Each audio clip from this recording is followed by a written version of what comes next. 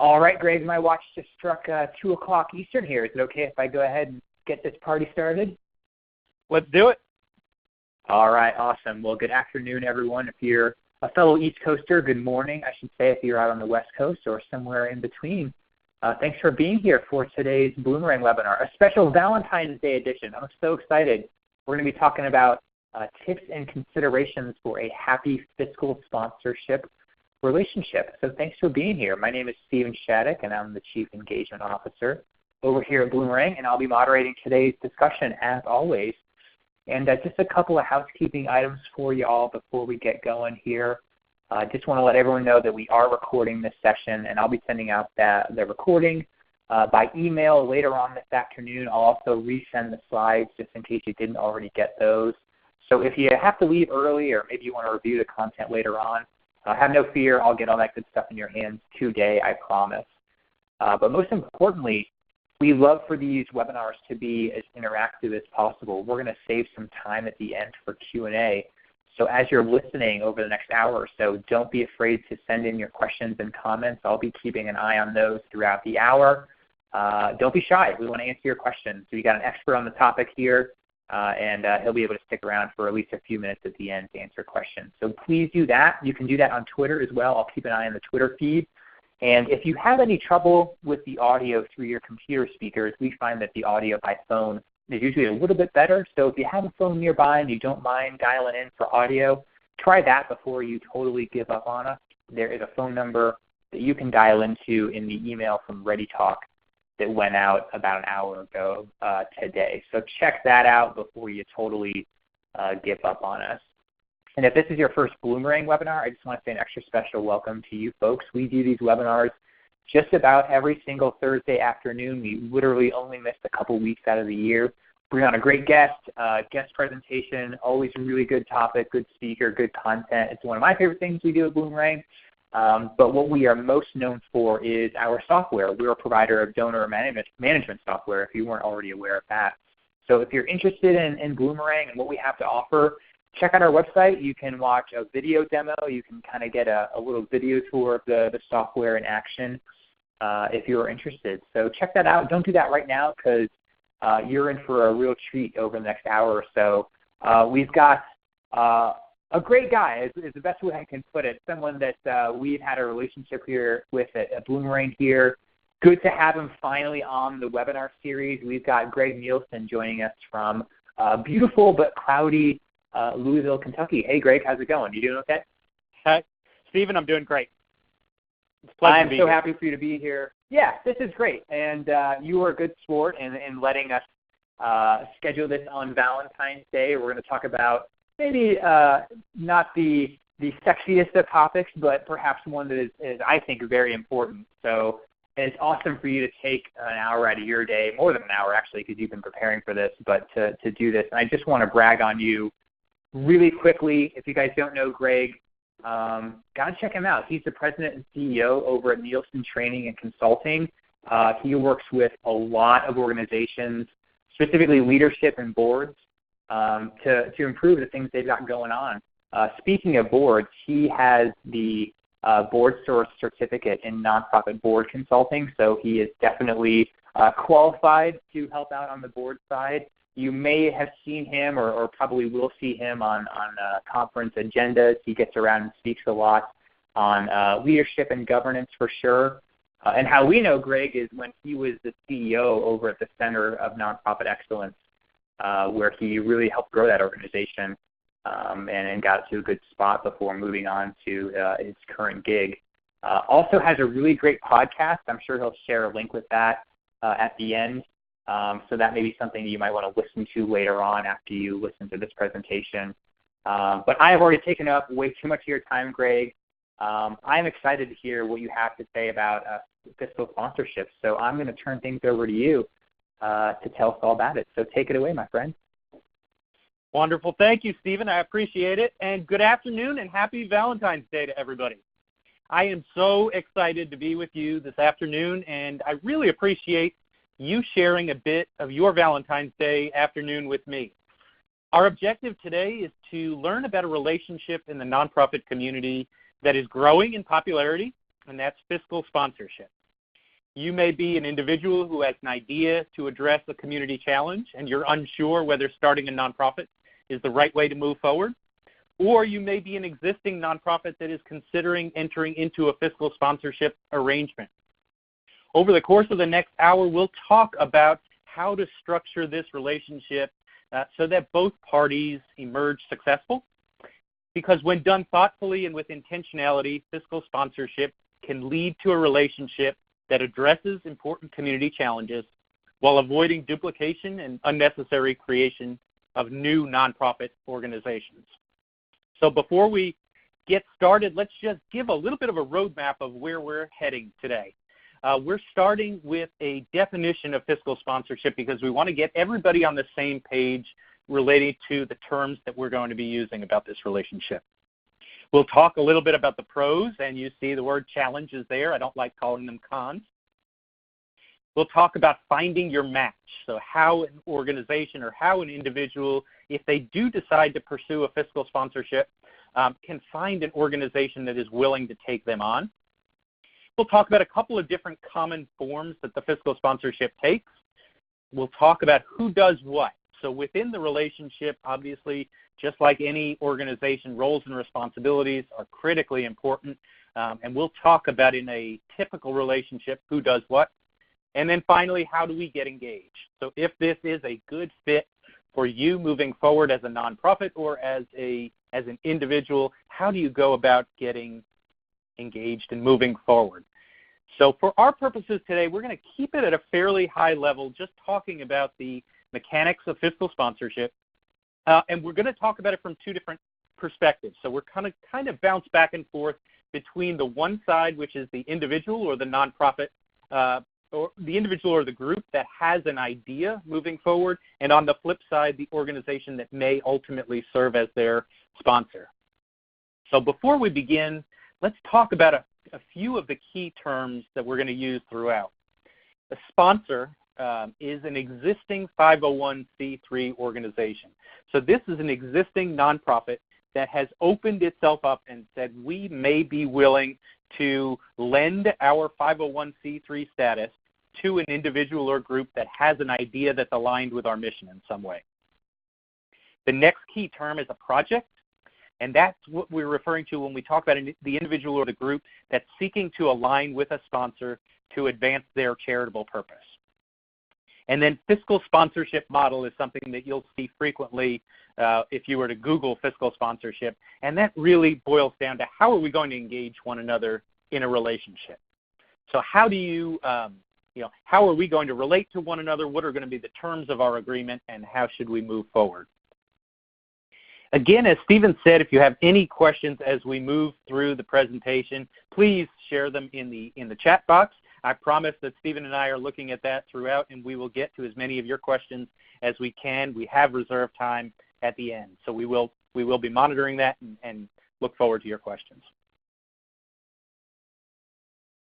So what is fiscal sponsorship? First, it's important to realize that fiscal sponsorship is a contractual relationship. So if you are an individual, if you are an existing nonprofit, fiscal sponsorship, if you do move forward, will result in a contractual agreement. It'll be a written contract between the parties that spells out who does what, for whom, during what term, how does that agreement come to pass, and how does that agreement ultimately terminate should the parties do so? What are the fees involved? We'll talk at the end about some of the key terms in a fiscal sponsorship contract. It's between the sponsor and the project, so it's between an existing nonprofit and an individual or group. And then third, it allows the project to use the tax-exempt status of the sponsor to advance a charitable purpose. So looking at an example, so if I am an individual who has some great idea, and for our purposes, we'll use an example of, let's say I have an innovative way to address hunger in my community. I've already done the research. I've seen there's not an existing nonprofit that is addressing hunger in quite the way that I want to address it, or I have an innovative way of addressing it in my community. At that point, I have two different options, right? I can go option A and form my own new nonprofit, and I can file with the IRS. I can get my tax-exempt status, go through state and federal government as well. Or, and what we're talking about today, is I can align with a fiscal sponsor.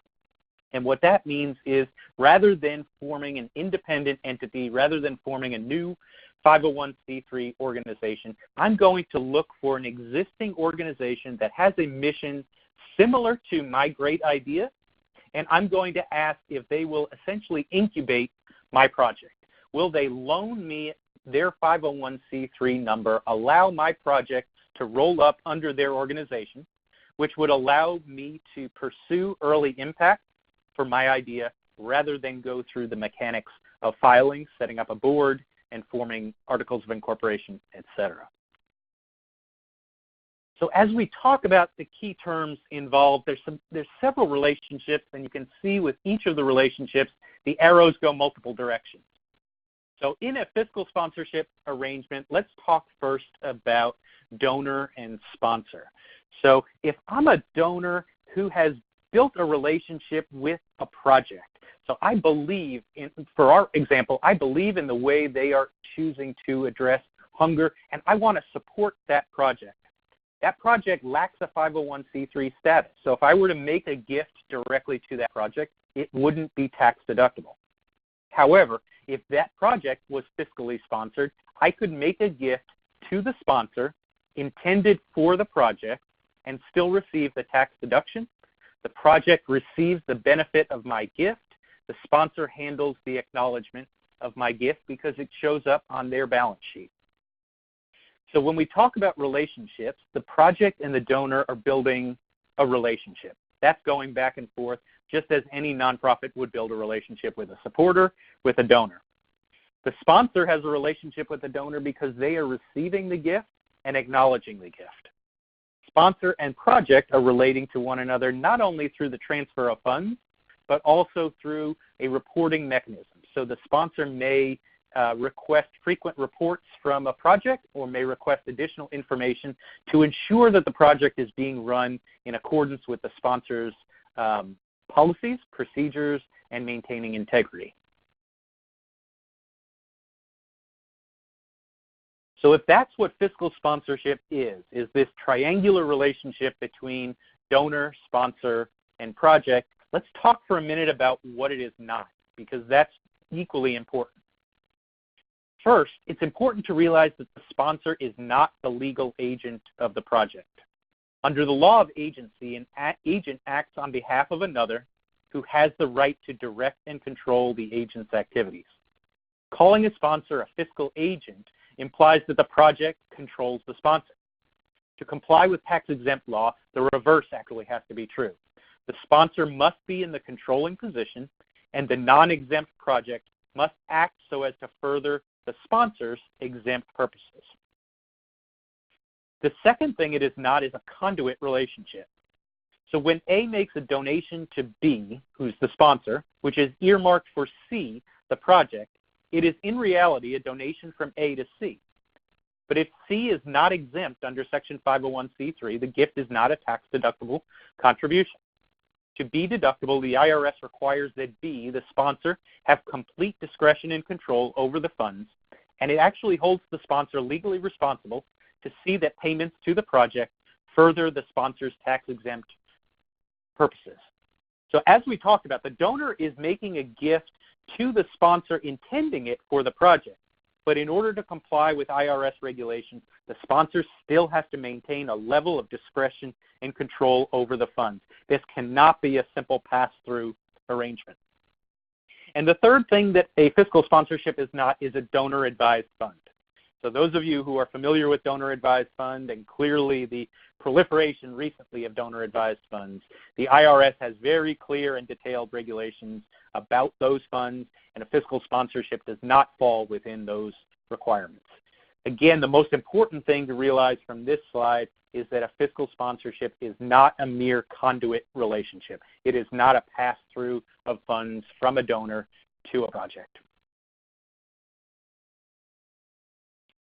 So what are some of the pros of this relationship? So at the outset, if I'm an individual or if I'm a nonprofit who is considering fiscal sponsorship, let's talk about some of the pros, some of the reasons why we would consider that. On the sponsor side, the project may further the mission in some way. So going back to our example of an organization that addresses hunger, there may be an innovative idea that the sponsor has not previously implemented or tried, or it's not part of their organization. The project that approaches them has that innovative idea, and the sponsor may see that as a way to further their mission, further their impact in the community. For the sponsor, it's also an opportunity to pilot innovative projects. So perhaps our sponsor doesn't have the bandwidth or the capacity to expand their hunger-related programs in a particular way. The project does bring that capacity, that expertise, and it gives the sponsor a chance to pilot that. Sponsor may be able to attract new donors through the project. Again, the project is the one that's building relationships with the donors. So for the sponsor, this may give them access to supporters, volunteers, donors that they previously don't have a relationship with. It's an opportunity for the sponsor to leverage their capacity. So as we'll talk about later on, in a fiscal sponsorship, the sponsor typically provides some administrative functions. That may be payroll, that may be accounting, that may be financial reporting, P&L, balance sheet. It's an opportunity for the sponsor to use some of their back office capacity to help the project, to allow the project to focus on its intended impact. And then finally, for a sponsor, it may generate revenue. So typically when we talk about an agreement between the sponsor and a project, there's an administrative fee that is charged for a sponsor to use their 501c3 number for the project. Project typically pays the sponsor an administrative fee, and we'll talk a little bit about how that's calculated later on. Some of the pros on the project side is it's an opportunity to align with an existing nonprofit that's a mission fit. So if I'm an individual who has an idea to address hunger in the community, having access to a nonprofit that has expertise, that has individuals on staff that may have been doing this for an extended period of time is a great way to align my project, my idea, with an existing mission to make use of their knowledge and wisdom. It's an opportunity to test drive ideas. So if I'm at that idea phase as a project and I'm not quite sure about the long-term impact of my project, if I'm not quite sure about the long-term viability, and I'm a little leery of starting my own nonprofit, this is an opportunity to incubate my project, test drive my idea, and see if it's a long-term fit. We can always separate from the fiscal sponsorship at a later date and form a nonprofit then, but for an initial period to see the viability, to test the resources necessary, and quite frankly to learn about nonprofit leadership and governance, fiscal sponsorship may be a wonderful avenue for that. The project has an opportunity to attract donors and grants through being able to offer a tax deduction for donors and contributions that it wouldn't otherwise have without linking arms with an existing 501c3. I think the next one is probably the most important in that it allows the individuals associated with the project to focus on impact. So for those of you who have gone through the process of forming a nonprofit, forming a 501c3, even those who are leading a nonprofit right now, you know the amount of administrative time that takes. So between filing the articles of incorporation, forming an initial board, managing your board, filing your annual report to the Secretary of State, the Attorney General's office, all of those administrative functions take time away from the impact of an organization, right? So for an individual who has a project idea, linking arms with a sponsor who takes care of the administrative side allows that individual to focus right away on impact, right away on implementing the innovative ideas and seeing the impact that they can have on the community. And then finally, it's an opportunity for greater efficiency. So if I am a project and I start my own nonprofit, I'm going to be doing those same administrative functions that a sponsor is doing for their organization. We're both going to be duplicating those efforts, whereas if I align with the sponsor in a fiscal sponsorship relationship, perhaps they take care of the HR functions for me. They take care of the accounting and the monthly financial reporting, which again is a more efficient way that allows me to get out into the community and focus on what really inspires me, which is the impact.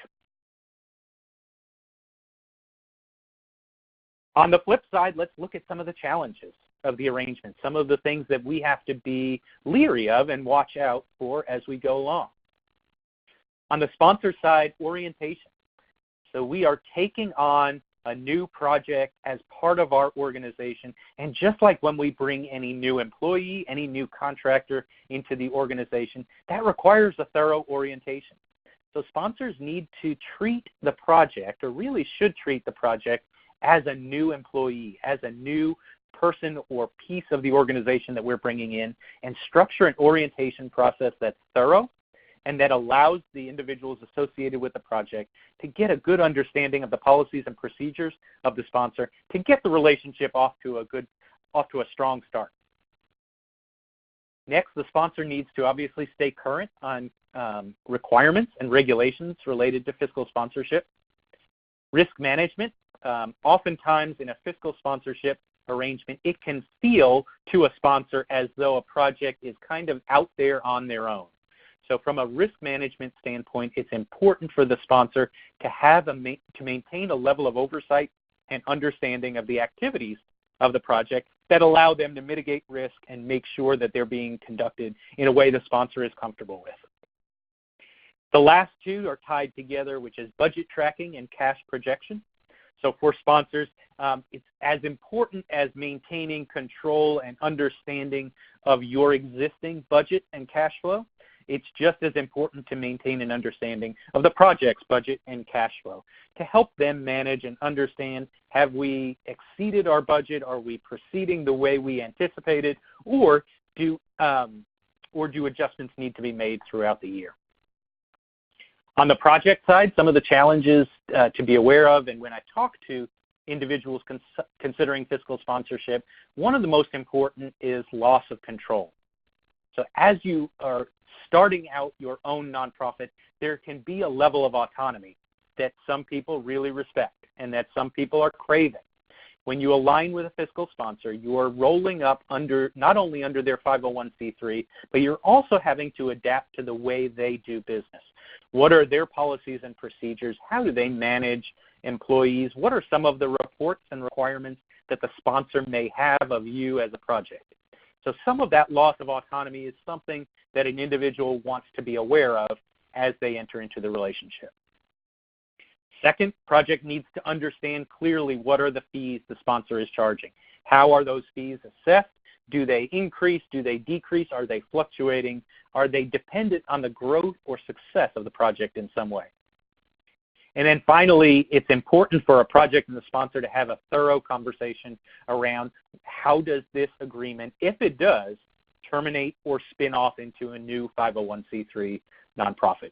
So if I am a project and I get to a point where I want to terminate this relationship, or if I'm a sponsor and I choose to terminate this project, what are the notice provisions? How do we go about doing that? What rights do I have as I spin that nonprofit off? What information belongs to me? What information can I take with me?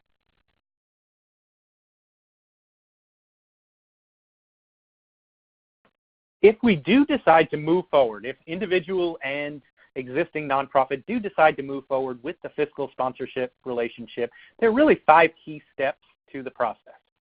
So for both parties, they need to evaluate the project, and that's just what we've been talking about. How is the project going to be conducted? How many staff is it going to take? What is the budget? What is the cash flow? Where will the relationships be built from? Second step for an individual or organization is, how do I find a fiscal sponsor? And we'll talk about that. Third, once I've found a potential sponsor, how do I discuss the project? What are some of the key questions that sponsor and project need to ask one another? Decide on the model. What form is that relationship going to take? And for our purposes, we'll focus today on 2 of the most common forms. And then execute the agreement. So what are the key terms that are typically in a fiscal sponsorship contract or agreement? So first, finding your match. So as with any relationship, there are a variety of ways in which you can find your match, your mate. One of the most prominent and easily accessible ways for projects to find sponsors is through an online directory. So So if you were to go to www.fiscalsponsordirectory.org, there is a listing, there's a 50-state listing. I believe it lists potential sponsors in 33 out of 50 states currently. Maybe it's a little bit more at this point, but it allows you to see within your state what organizations have put themselves out there as being willing to entertain the possibility of serving as a fiscal sponsor. So if I'm in Illinois, if I'm in California, if I'm in Massachusetts, I can go to that website and I can pull up a list of organizations that have put themselves out there and said, yes, I would be willing to entertain a conversation with a project about aligning our mission in a fiscal sponsorship. Often in communities, community foundations serve as fiscal sponsors. Philanthropic foundations have occasionally incubated new ideas within their philanthropic areas of focus. Management support organizations and regional associations. So if you're an individual or group that's considering where can I go to find my match, the initial spaces that I would recommend, obviously the website, fiscalsponsordirectory.org, and then any of these that may exist in your community. Community foundations, prominent philanthropic foundations, MSOs, or regional associations. Once we've found a potential match for us, whether that be a sponsor, whether that be a project, what are some questions that we need to ask when we sit down across the table from one another? Before we get engaged, we want to make sure that we have a thorough understanding of each other, sponsor and project, and also how the arrangement, how the relationship will unfold.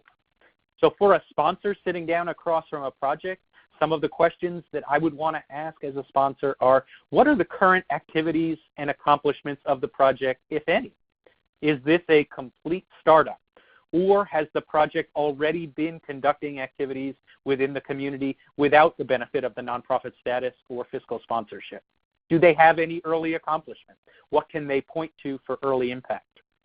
Who benefits from the project? How well does that align with my mission and the segment of the community that I'm working with?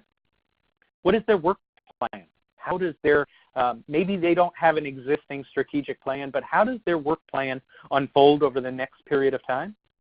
What involvement do they have from the community? What is their fundraising plan? So as we look at their activities and accomplishments, what are the resources that it's going to take to align their project with the nonprofit organization? How realistic are the activities that and accomplishments that they hope to have over the next 12 months with the resources that you as a sponsor believe they're going to have access to? What is their budget, and what is the number of employees or volunteers? Sort of what is the span, what is the scope of their current influence? On the project side, so as you're sitting across from the sponsor, here are some of the questions that you want to have in your mind. First is, can they do it? So is this an organization that you're talking to as a potential sponsor that has served as a fiscal sponsor before? How much experience do they have with this relationship? How confident are you that they can serve as an effective sponsor that delivers to you the funds that you secure in a timely fashion and represents a mission fit or alignment? Are they stable? How long has this organization been in business? How long have they maintained a 501c3? How often have they served as a fiscal sponsor? What do they offer?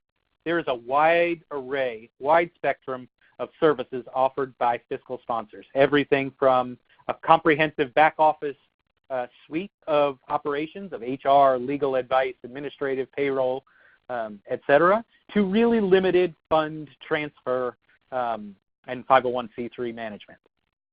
And finally, will they put it in writing? It's incredibly important, as with any contractual arrangement, that whatever the terms are between project and sponsor, that they be in writing.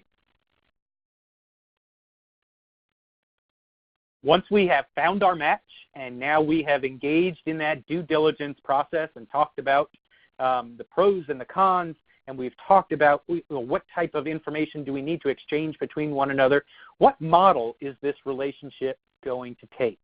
And the two most common, there are about 6 or 7 different models of fiscal sponsorship out there, but the two most common are what's called Model A and Model C. Model A is the most common model, and it's called comprehensive fiscal sponsorship. So if you go out and Google fiscal sponsorship, you'll hear two terms commonly mentioned, and those are comprehensive fiscal sponsorship and pre-approved grant relationship.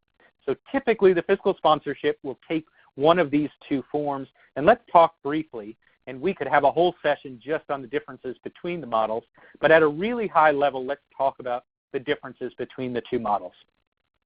So Model A, which is the comprehensive fiscal sponsorship model, the sponsor owns the project. So the project is essentially a piece of the sponsor. So if we're an existing hunger-related nonprofit organization, that project becomes a piece of the organization. So if we are the hunger-related nonprofit, that project is not a separate entity once we enter the fiscal sponsorship relationship. They are rolling up under the sponsor, and for the purposes of the community, it is the sponsor's project. Second, the project is not its own legal entity. So the individual with the idea or project does not have to go out to the community and form a new separate legal entity. It is an employer-employee relationship, independent contractor relationship. And then the sponsor is responsible for the results. So again, under the comprehensive model, the sponsor is controlling the activities of the project to an extent. Because the project is not its own legal entity, the sponsor is ultimately responsible for the results. Model C is a pre-approved grant relationship. So the project maintains its own separate status as a legal entity, and the way the project and sponsor project applies for a grant from the sponsor, it's a grantor-grantee relationship, and the project is responsible for the results because it ultimately has to still prove those results in order to qualify for the grant. Remember, this is not a pass-through relationship. So the donor who is making a gift to the sponsor intended for the project, the sponsor is still maintaining discretion and control over those funds. The project is applying for a grant for those restricted funds to qualify. So at a really high level, that's the difference between Model A and Model C. Again, as I mentioned, typically the groups and individuals that I work with, the fiscal sponsorship falls within Model A, the comprehensive fiscal sponsorship. Now, how do we enter into, what does a happy relationship look like? If we're in a fiscally sponsored relationship, there are lots of different ways that we are going to interact regardless of the model that we choose. What are some of the common aspects or common themes within the happy relationship here? The sponsor is lending credibility to the project. So imagine for an instance that you're an individual who has a brand new idea to address hunger. It can be very difficult to attract new donors because there's not a track record of results. However, by aligning with an existing, well-respected, well-regarded organization, the sponsor is lending credibility to the project. The sponsor is also acknowledging gifts. So in terms of maintaining, and Stephen, we can talk for a long time about best practices in donor relationships and maintaining solid communication between donors. A sponsor in the happy fiscal relationship is acknowledging those donor gifts quickly on behalf of the project. The sponsor controls the flow of funds back and forth. The sponsor is requesting periodic reports to maintain the integrity of the project. And then there's regular communication back and forth. So if you flip over to the project's responsibility, it's the project's responsibility to disclose its status to donors. So if I am a project and I'm going out and having a conversation with a donor about my idea, my project, I need to disclose to that donor that I am in a fiscal sponsorship relationship with organization X. So that if you choose to make a gift to my project, your gift is actually going to go to this organization, and they, after vetting me and after we've entered into this relationship, will provide those funds to me. So again, we're maintaining that understanding of that triangular relationship between donor, sponsor, and project. The project is actively out there in the community building donor relationships. There's an administrative fee going back and forth from the project to the sponsor. The project is providing periodic reports to the sponsor, and then regular communication. So I can't stress enough the importance of regular communication between a sponsor and a project, because you really have linked arms. The sponsor has put the integrity of its 501c3 status on the line. That's the skin that they have in the game. The project has aligned its idea, its innovation with this existing organization. They've entered into a marriage of sorts. They've entered into a relationship, and as with any relationship, that regular communication is so critical. What are some of the additional services that fiscal sponsors provide? Some of those services are tax preparation. So as many of you know, a nonprofit annually produces a 990, does an audit. Typically, the fiscal sponsor will handle all of that. Many fiscal sponsors provide bookkeeping services for the project. Insurance, they extend the insurance coverage to the project, which can be extremely important in the early days. HR administration, if the project has employees or volunteers. Legal advice, and grant reporting assistance. So if you think of a brand new project that may want to spend its time out in the community having an impact, it can be really beneficial to that group in the early days, and even as it moves forward, to have these back office services, to have these additional services to, again, help them focus on impact in the community. What about governance? So we talk about when we form, one of the most difficult and important challenges when a new nonprofit is formed is forming a board of directors, right? Well, what happens with governance when we talk about a fiscal sponsor? Does a project need to develop its own board? And if so, how does that relate to the governance of the project and the governance of the sponsor? Very clearly, it's the sponsor's board that governs. There is not a specific legal requirement for a sponsored project to have its own separate board. It may have an advisory council. It may choose to have a group of advisors. But ultimately, for all legal purposes, the sponsor's board governs. And also, when it comes to oversight, financial oversight and governance oversight, it's the sponsor's board that's responsible for ensuring the adequate oversight of the project as well. So we've talked about some of the key considerations and due diligence and questions when it comes to fiscal sponsorship. What are some of the key contractual terms? So how do we execute an agreement? Many fiscal sponsors, particularly if they have been doing this for a while, been doing this for others, have a standard contract that they use. These are some of the typical terms that I see in fiscal agreements. First being the incorporation status. So what is the current status of the sponsor, and what will be the status of the project? Will it be the Model A or Model C, where the project is a legal entity or is not a legal entity? Maintenance and release of funds. So when funds are received by the sponsor, how often, during what interval will those be released to the project? Reporting requirements. So what does the project require of the sponsor? What does the sponsor require of the project? Support, again, what are some of those additional services? What is the fee? The employment status of the project. Are they contractors? Are they employees? Are they grantees? IP is intellectual property. So if the project develops any intellectual property, who owns that? Important to put that in the contract. The term, the duration, the exit provisions, and then finally the insurance. So who is going to cover the insurance? What are going to be some of the liability provisions for the relationship? Just a brief note on the administrative fee, because I get asked this a lot. For the majority of fiscal sponsorship arrangements, the administrative fee is based on project budget size.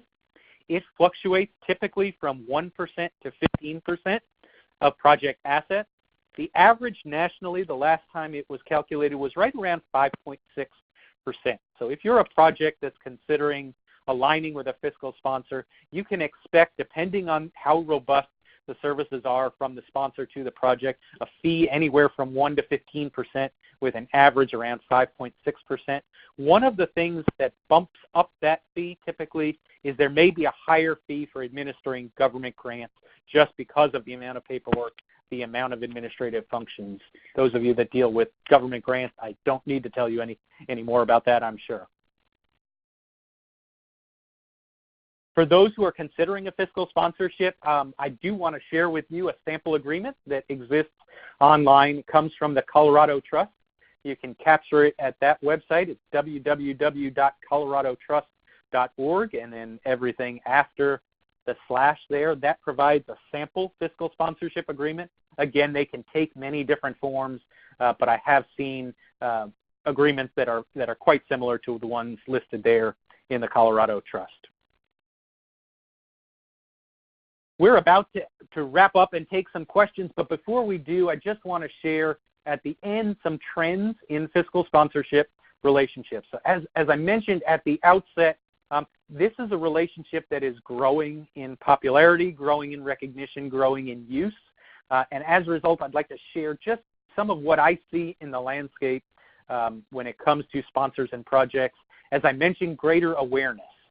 So whereas 5-10 years ago, I was not seeing nearly as many questions, nearly as many groups considering a fiscal sponsorship, tremendous growth of awareness in fiscal sponsorship as a vehicle to advance impact and also to avoid the duplication of creating new nonprofits. Flexibility. I see a lot more flexibility when it comes to fiscal sponsorship relationships. How detailed, how comprehensive is that relationship versus how limited it is. A professionalization of services. Whereas in the past, we used to see fiscal sponsors providing really basic monitoring, reporting, financial management services. There's now a trend towards the professionalization of those back office functions. For sponsors, this can be a way to generate additional revenue and, again, leverage some efficiency and expertise that they have in those back office functions. We're seeing an increase in term length. So in the past, we used to talk about fiscal sponsorship mostly as a vehicle for incubating new nonprofits, that a new individual or group would enter into a fiscal sponsorship relationship for a short period of time until they got the mechanics together to form their own nonprofit. We're now seeing individuals and groups that remain in fiscal sponsorship relationships for longer periods of time or indefinitely because it just makes more sense for them. There's a focus on networks. So as an individual or project, being really strategic when it comes to aligning with a sponsor and thinking about what access does that sponsor have to donors, philanthropic foundations, or others that might advance the work of my project. Heightened credibility principally from foundations. Foundations are concerned about the proliferation of nonprofits and are starting to give a significant amount of credibility to fiscal sponsorships as a vehicle to avoid duplication and promote collaboration, and as I mentioned, period of growth as well. Before we wrap up and take your questions, I do want to invite you, as Stephen mentioned at the outset, to engage with me. I have formed my company now. It's Nielsen Training and Consulting. I work with nonprofits nationally, principally in 3 different areas, as Stephen mentioned. As an attorney, I work with nonprofits on legal issues. I also work with nonprofits on board governance issues, board retreats, board planning, governance roles and responsibilities. I do a significant amount of strategic planning as well. And then finally, performance management, CEO evaluation, executive evaluation, board evaluation, staff evaluation. I love working with organizations around the country. I encourage you to reach out to me. I would love to have conversations, learn more about your mission. I can be reached by email at gregory@nielsenconsults.com. My website is www.nielsenconsults.com. I'm active on Twitter at @Gregory_Nielsen, also on LinkedIn. And as Stephen mentioned, I have launched a podcast called Nonprofit Vision with Gregory Nielsen. It's available on my website at www.nielsenconsults.com. It is also available on iTunes, Google, Stitcher, your favorite podcast platform. I was thrilled to have Stephen as one of my recent guests, and we had a great time and a great conversation. If you enjoy discussing issues relevant to nonprofit leadership, I encourage you to check out the podcast and would love to hear more from you and engage with you. But, Stephen, I'm going to turn it over to you now for us to take some questions before we wrap up. All right, awesome. Thanks, Greg. Yeah, we owe you our thanks first before we dive in. This was an awesome overview. I am so thankful you did this for us because we've gotten a lot of requests for this topic. It's a topic we never covered, and now we have like the definitive explanation. So this is really awesome, Greg. Thank you, thank you, thank you. Now I can send something to folks when they ask us. So I owe you one big time, and hopefully everyone else listening in enjoyed it as well. Really good, really thorough. I learned a lot too because this is a topic I don't know much about either. Not that I should know about it. I don't know a lot about most topics, but now I know a little bit about this one. So thank you. This was awesome, and we do have some questions here. We got a lot of questions actually, so I'm going to kind of roll through as many as we can. Here is one from Victoria that I thought was kind of interesting, so we'll start here. Pros and cons of working with a sponsor that's in a different location than you, so out of state, maybe a few states away. Are there issues with that? Should you look for a fiscal sponsor that's close to you geographically? Does that matter? What do you think about that, Greg? Victoria, that's a great question. Being Valentine's Day, I think the answer to that is it's similar to entering into a long-distance relationship, right? There are pros and cons of a long-distance relationship. And one of the challenges of working with a sponsor that's in a different geographic area is how do you maintain the strength of that relationship? So at the outset, it can be difficult to engage in that due diligence and really evaluate how well a sponsor is going to be a fit for my project if we're not sitting directly across the table from one another. Obviously, it's also technology challenges of that ongoing reporting relationship. How in-depth is that going to be, and how difficult will that be to manage in a different geographic area? So I typically recommend nonprofits to start local, see if there's someone within your geographic region that could be a good fit for you. If not, there's no prohibition whatsoever, and it certainly could work out well to have a sponsor in another geographic area. But just like any relationship, I tend to lean towards closer being better. Cool. I love it. Here's another one. How long should a relationship like this last? Do they typically have end dates? If they do or don't, what's kind of a good length of time? Should these things be indefinite, or should they last weeks or months? Is there a hard and fast rule? What do you think about kind of the length of these types of agreements and arrangements? There's not a hard and fast rule. However, I do recommend that there be a specific term in the agreement. So I get a little bit nervous just because some of the common disputes that can come up in a fiscal sponsorship contract are around term and termination and exit. And so I like to have that clearly spelled out within the contract. I've seen contracts for a year. I've seen contracts for 3 years, 5 years. So I don't think there's a hard and fast rule as far as what that term should be. I think it's really the product of how confident or how long a term are we comfortable with, both parties. But I do like specificity when it comes to how do we end that term, how do we go our separate ways if we need to. Makes sense. It seems like the most important thing you've laid out is like just write everything down, right? Like make sure everything's spelled out because it'll save you a lot of heartburn. Exactly. It's just like any other relationship. The more we can go in with our eyes wide open and clearly understand who does what, how does the relationship get consummated, how does the relationship end, the more likely we are to end the relationship on a positive note, and that's what both parties want. Makes sense.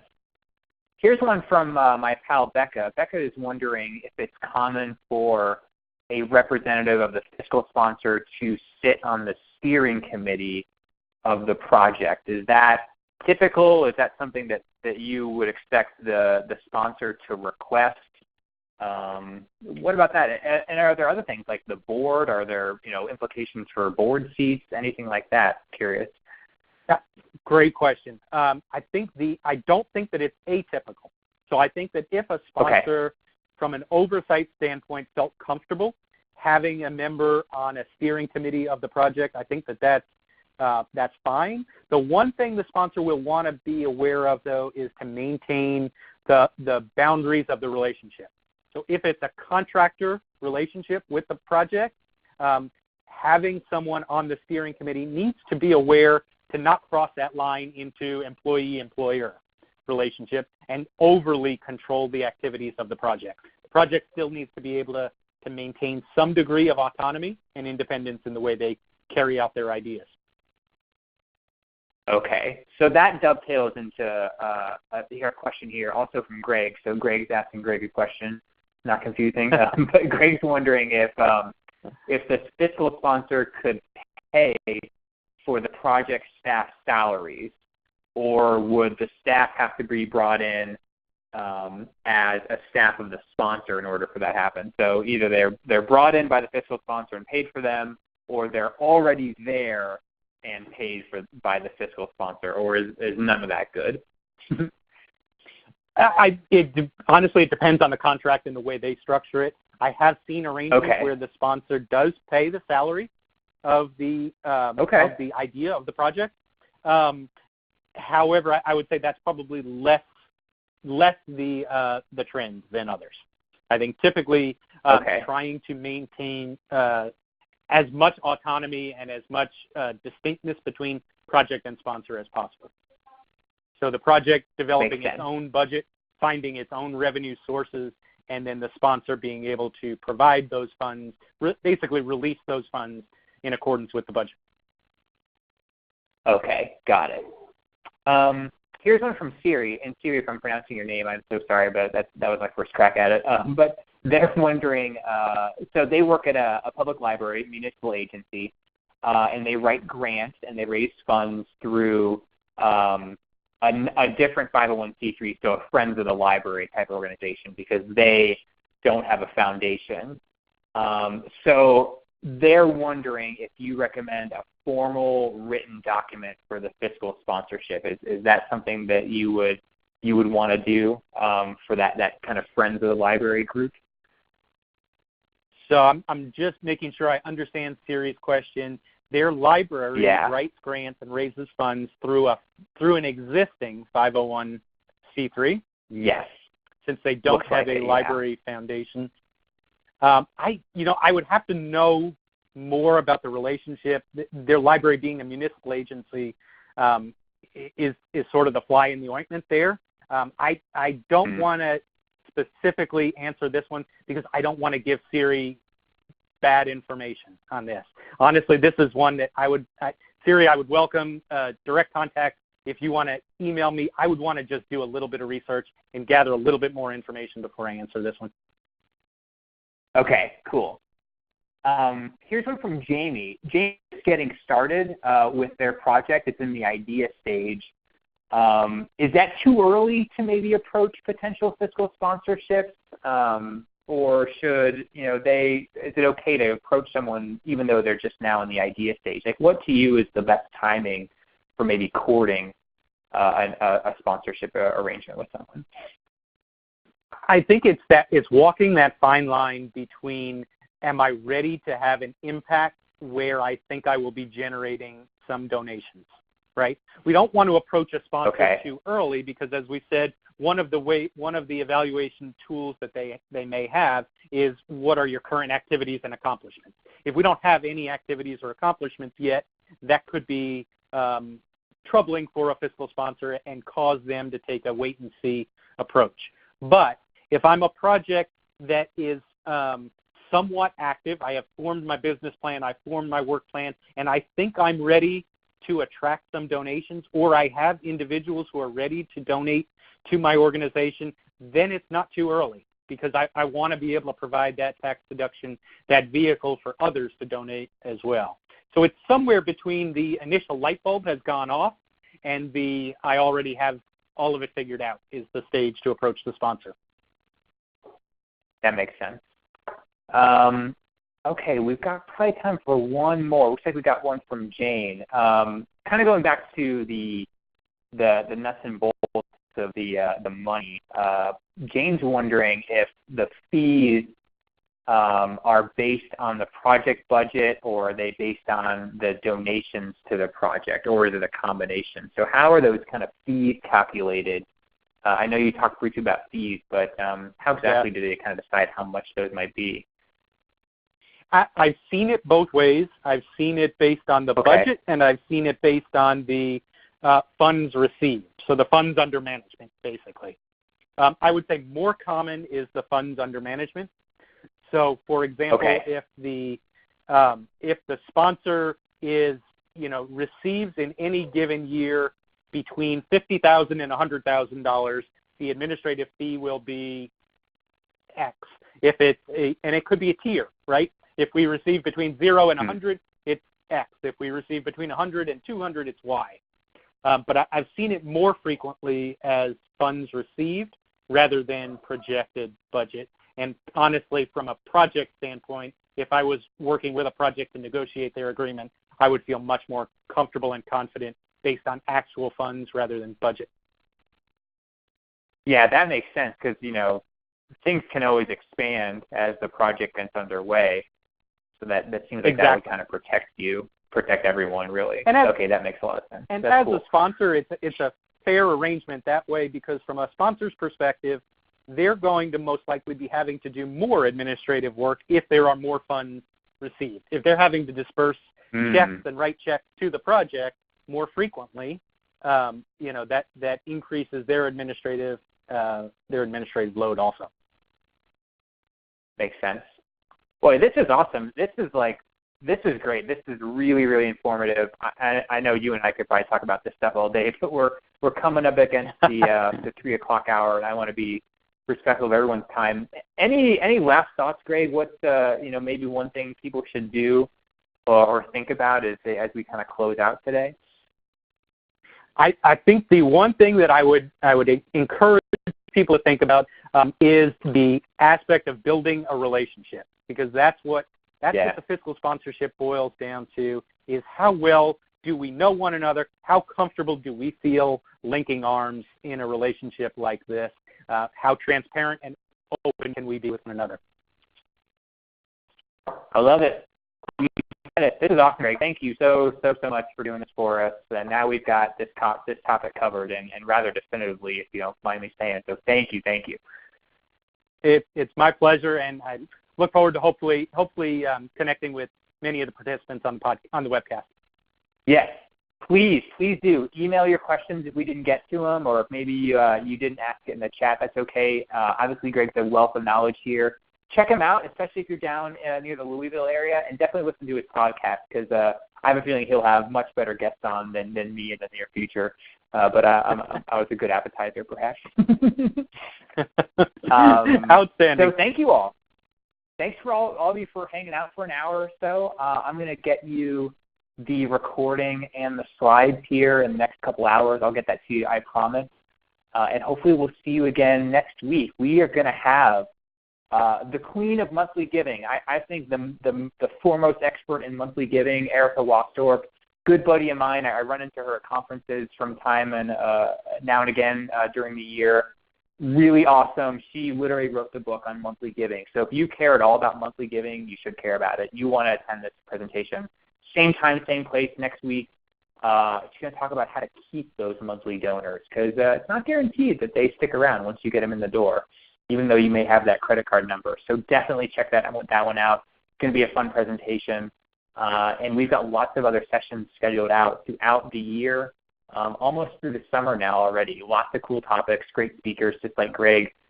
So we'd love to see you again on another of our Thursday webinars. We moved it to 2 p.m. I don't know if some of you may have noticed that. So we're going to give those West Coast folks a little bit more time in the morning to join us. So get used to the 2 o'clock hour, but we're going to keep it on Thursdays for sure. So I'd love to see you again. And like I said, I will give you the recording and the slides later on this afternoon. So we'll call it a day there. Look for an email from me with all those goodies. Please reach out to Greg. And hopefully we'll see you again next week. So have a good rest of your Thursday, and have a safe weekend, and we'll talk to you again soon.